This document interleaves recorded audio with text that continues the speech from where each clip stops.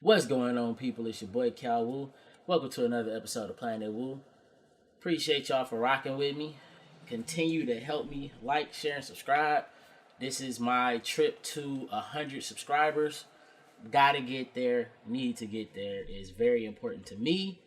So if you rock with me as a person, relatives, family, friends, whatever, like, share, and subscribe to the video.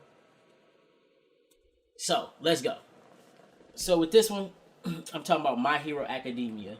The hype is back. The hype is real. Now, even though this first episode was something real light, just kind of to get us, introducing us back to all the characters of Classroom 1A. Like I said, the anime was this episode was real light. It wasn't nothing spectacular.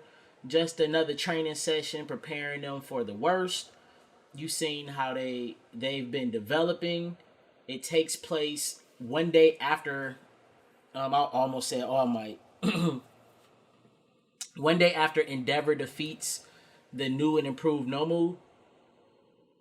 The class is, talking about it, talking about how awesome it was, how great Endeavor was. And they pretty much just waiting for Shoto to get into class. As soon as Shoto get into class, first thing they ask him, is your dad straight? Shoto's like, yeah, he ain't in critical condition, so he seemed like he alright.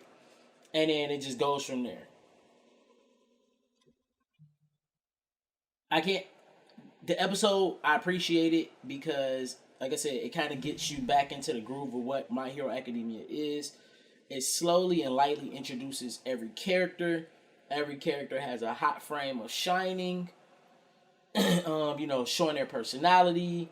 And it does what Hero Academia does, give you the freeze frame with some cool graphics, giving you the person's name, their real name, their hero name, their power, or the name of their quirk, I should say, and then showing them spring into action. One thing that I hope that they do with this season, because I for those that don't know, if somebody tell me about a manga, first thing I'll do is go and figure out whether or not it's getting an anime. By the time I heard Hero Academia about it, I was already watching anime, so I'm not going to read the manga. But a plug here. It's a manga called Vigilante. That's a spinoff of Hero Academia. Vigilante is a freaking amazing. I've read, I want to say, probably about 20 chapters of it so far. I've been enjoying the main character in that. A couple of my buddies told me I should check it out. I ended up doing it, enjoyed it. So if you like reading manga, definitely check out Vigilante, especially if you're a fan of My Hero Academia. But going back to My Hero Academia with this episode, I just hope that with this episode of them highlighting each character and kind of showing how every character has grown, or how they take to these stressful situations, or these as they embark to eventually participate as heroes. There's a couple heroes that I hope that they show more of in this season, even though we know Deku is the main character and Bakugo and Shoto is are the pretty much secondary main characters of the series. I hope that they show more of Tailman. Tailman gets so much disrespect. So I hope they show more of Tailman. I hope they show more of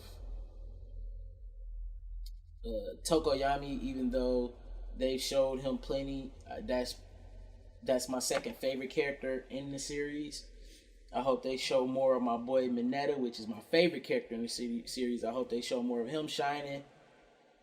And also give me a little more of Invisible Girl. Give me a little more Invisible Girl. Show me what the extent of her power is. Like, even though we know her power is invisibility and stuff, I want to see her go on spy missions or more reconnaissance missions, or even just being that character that secretly go on missions with other people and pop out and fuck shit up. Like, I just hope they do a little more with all of the characters all around.